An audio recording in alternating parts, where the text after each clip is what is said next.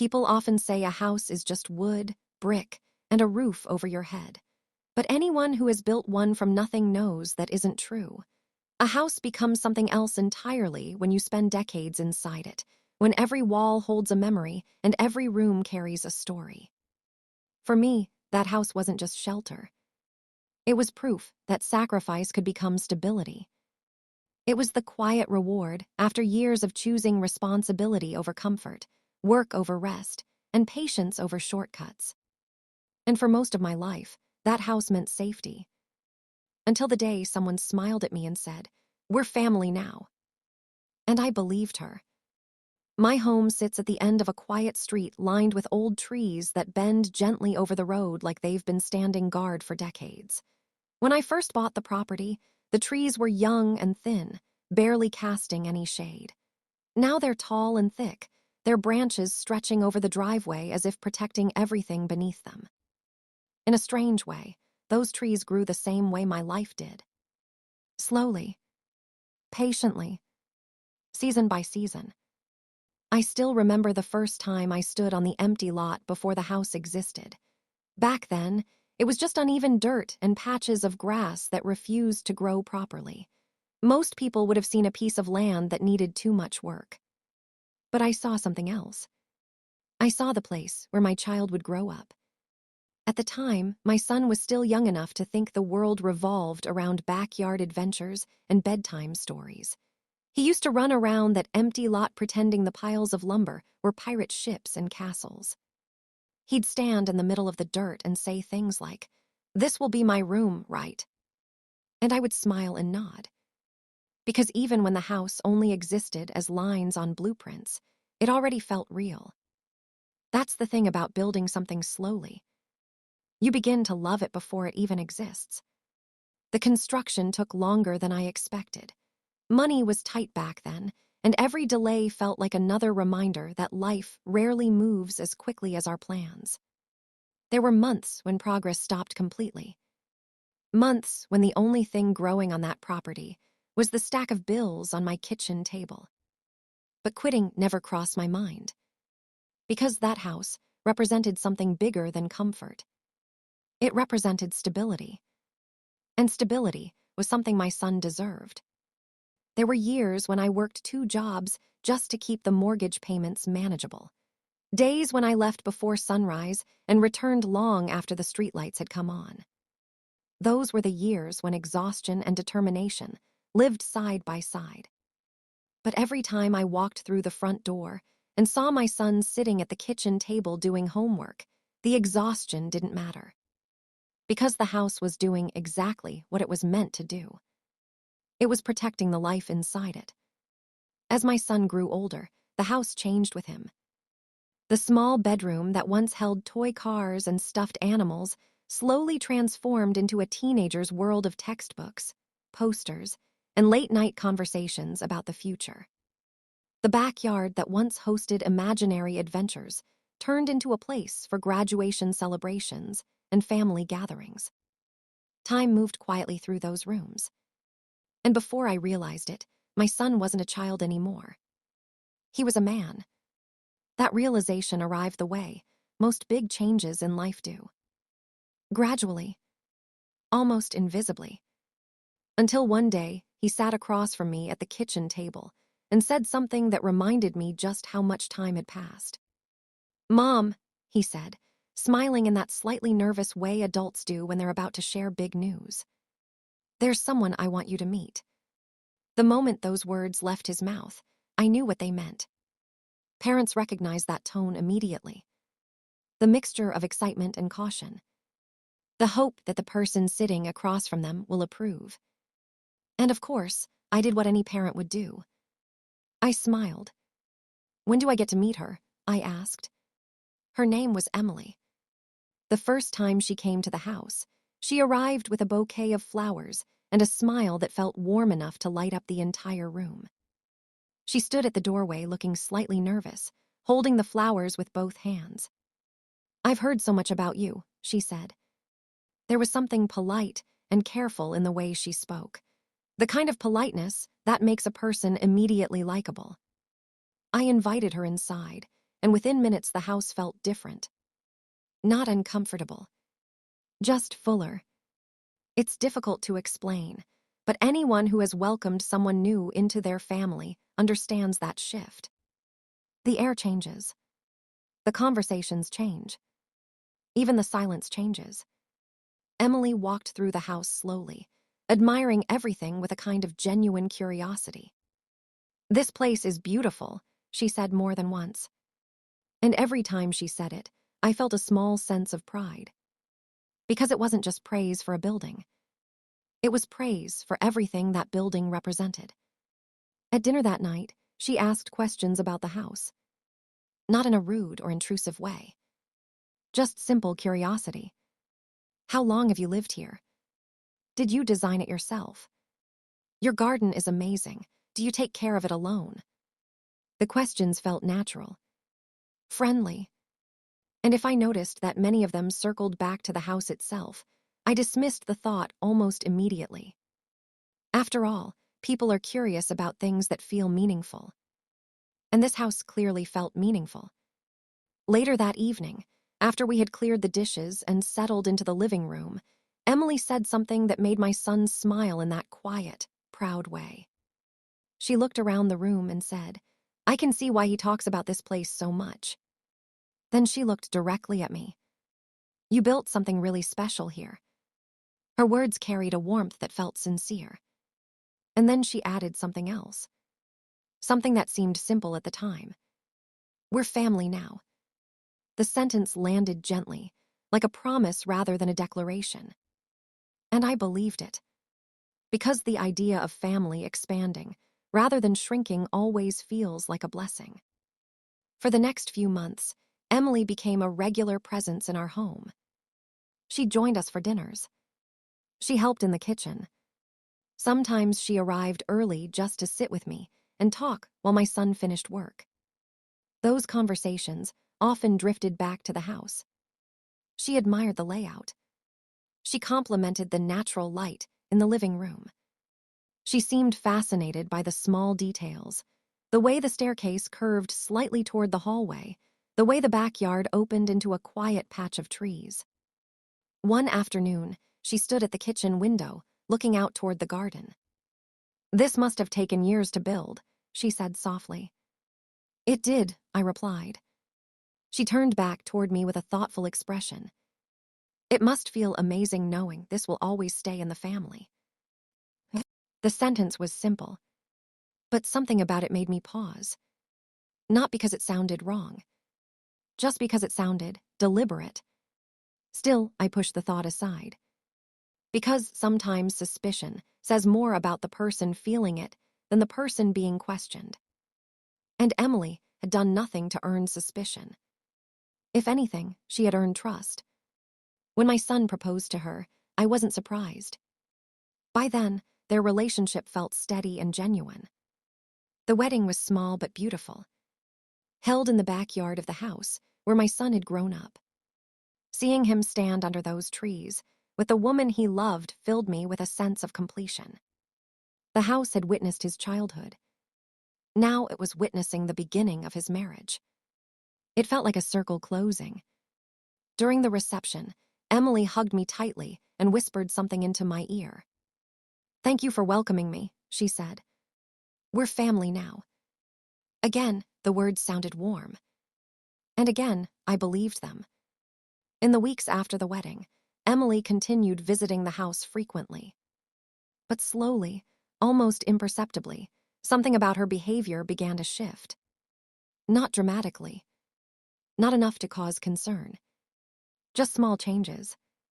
She began referring to the house differently. Instead of saying "your home," she sometimes said "our home." At first, I assumed she meant it emotionally rather than literally. After all, many families talk that way. But the phrasing continued. One evening she said, "Our kitchen has so much space." Another time she told a friend on the phone, "We spent the afternoon at our house." Each time, the word lingered slightly longer than expected.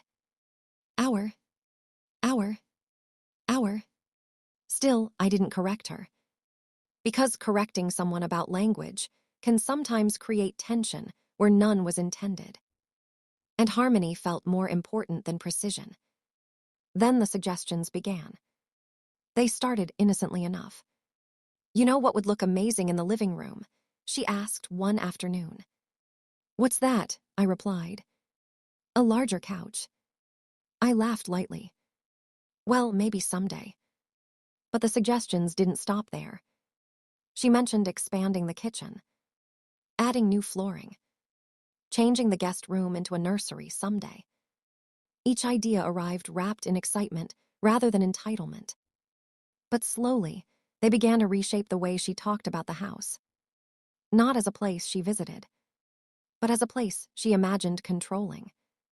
I noticed it, but I told myself not to overthink. Because families evolve. Homes evolve. And maybe she was simply imagining a future that included all of us. Still, there were moments when something felt slightly off.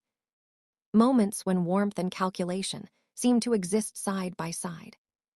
One evening, we were sitting on the back patio watching the sun disappear behind the trees.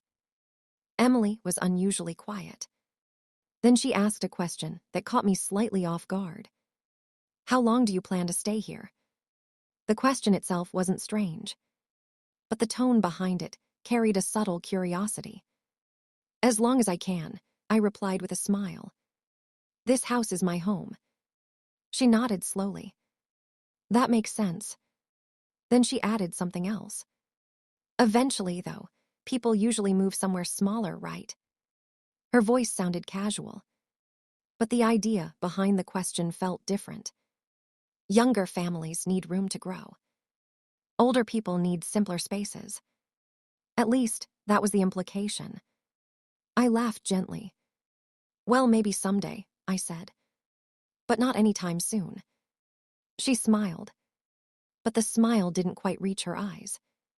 Weeks passed, then months, and the house continued holding our lives the way it always had. But underneath the surface, something subtle was changing. Something quiet. Something that felt too small to confront, but too persistent to ignore. The shift finally revealed itself during a dinner conversation that seemed ordinary at first. Emily and my son had been discussing their apartment. The rent had increased again. The building management had announced upcoming renovations that would make living there difficult for a few months. Then Emily looked across the table at me. "You know," she said thoughtfully, "we've been talking about something." I waited. She continued. "It might make sense for us to stay here for a while." My son nodded. "Just temporarily," he added, "until we get on our feet." Emily leaned forward slightly. "This house is big enough for everyone," she said. "And families help each other." Then she smiled warmly. "We're family now." The sentence sounded exactly like it had months earlier. But this time, something about it felt different. Because hospitality and vulnerability sometimes look exactly the same, until it's too late to tell the difference. And in that moment, standing inside the house I had built with decades of sacrifice, I believed I was opening the door to family. I didn't realize I might also be opening the door to something else entirely. Something that would eventually test everything that home was meant to protect. And I agreed. "Of course," I said. "You can stay here." The first few days after they moved in felt exactly the way I had imagined. Temporary, respectful, grateful. Suitcases were placed neatly in the guest room. Emily thanked me repeatedly for opening the house to them. My son carried boxes carefully, as if he understood that every wall inside this place held years of history. For a brief moment, it really did feel like what I had hoped it would be. Family helping family. Shared dinners. Soft conversations at night. 3 people living under one roof, with kindness at the center. But kindness and ownership are 2 very different things. And I didn't realize how quickly one could begin to replace the other. At first, the changes were small. So small that questioning them felt almost ridiculous. Emily started in the living room. One morning, I walked in and noticed the couch had been moved closer to the window. The coffee table sat at a different angle. A decorative bowl I'd had for nearly 20 years had been replaced by a modern glass centerpiece. When I asked about it, Emily smiled brightly. "I hope you don't mind," she said. "I just thought the room could breathe a little more this way." Her tone was cheerful, helpful, almost as if she had done me a favor. So I smiled back and said nothing. Because arguing over furniture felt petty. And families compromise, right? That was what I told myself. But then the kitchen changed. Emily reorganized the cabinets. The plates that had lived in the same cupboard for years suddenly appeared somewhere else. The spice rack was rearranged. The drawers were filled with labeled containers and new utensils I didn't recognize. Again, she smiled when she explained it. I just wanted to make things easier for everyone. Easier. The word sounded generous. But what it really meant was this. The house was slowly beginning to move around me. And I was the only person who hadn't been consulted. My son didn't seem to notice. Or maybe he noticed and chose not to say anything. At dinner one night, Emily described her plans for the house as if they were simply natural developments. "This dining area would look amazing with lighter walls," she said casually. "Maybe a soft beige." My son nodded. "Yeah, that could work." The conversation moved forward without anyone asking the only question that mattered. Whose house are we talking about? I told myself not to overreact. People adjust spaces when they live somewhere. That was normal. But then the guest room stopped being the guest room. One afternoon, I came home from running errands and found the door open. Inside, Emily was measuring the walls with a tape measure. "What are you doing?" I asked gently. She looked up. "Oh, just thinking about how this space could work better." "For what?" I asked. "For us." The word landed heavier than expected. "Us." She continued talking while writing down numbers on a notepad. "If we move the bed here, there's enough space for a desk, and maybe we could remove the dresser entirely." Her voice carried excitement. Not temporary excitement. Permanent excitement. As if she had already decided this room belonged to them. That night, I lay in bed staring at the ceiling. The house had always felt solid. Unshakable. But suddenly, something inside it felt different. Not broken. Just shifting. Like the quiet movement of earth before anyone realizes the ground isn't as stable as it once was. The real change happened slowly. Not through arguments. Through silence. Conversations began happening without me. Emily and my son would sit together at the kitchen table, whispering about things that stopped the moment I entered the room. Plans. Ideas. Future arrangements. At first, I assumed they were simply discussing work or finances. But then I heard my name. Or rather, the way my presence was discussed. "She'll understand eventually," Emily said one afternoon. I had walked into the hallway just in time to hear it. Understand what? They stopped talking when they saw me. Emily smiled. "Nothing important," she said. But the words lingered. Nothing important. The more time passed, the more invisible I began to feel inside my own home. Rooms I had decorated slowly changed. Family photos were replaced with modern artwork. The couch I'd bought years ago was suddenly outdated. Even the backyard garden began to shift. Emily suggested removing several of the older plants. "They make the space look crowded," she said. Crowded. Those plants had been there since my son was a child. But explaining that felt strangely difficult. Because every objection sounded like resistance to progress. And Emily always framed her ideas as progress. Then one evening, the conversation that changed everything finally happened. We were sitting at the dining table after dinner. My son looked nervous. Emily looked prepared. That difference alone told me something important was coming. Emily folded her hands calmly. "We've been thinking about the future," she said. I nodded. "That's good." My son cleared his throat. "You know, we're really grateful you let us stay here." I waited. Gratitude often arrives before requests. Emily leaned forward slightly. "This house is perfect for a family." Her voice carried a careful balance between warmth and confidence.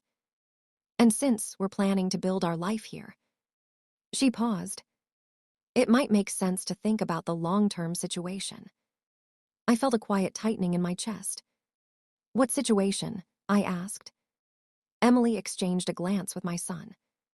Then she said something that changed the meaning of every conversation we'd had since she entered this house. "Well," she said calmly, "eventually the house will belong to us anyway." The room went silent. Not the comfortable silence of family dinners. The heavy silence of something important being revealed. I blinked. "I'm sorry," I said. Emily's smile remained steady. "You know," she continued, "in the future, you won't want to deal with all the responsibility forever." Her tone sounded almost sympathetic. "As people get older, it's easier to pass things down early." The words sounded reasonable on the surface, but underneath them was something else. Expectation. Not hope. Not possibility.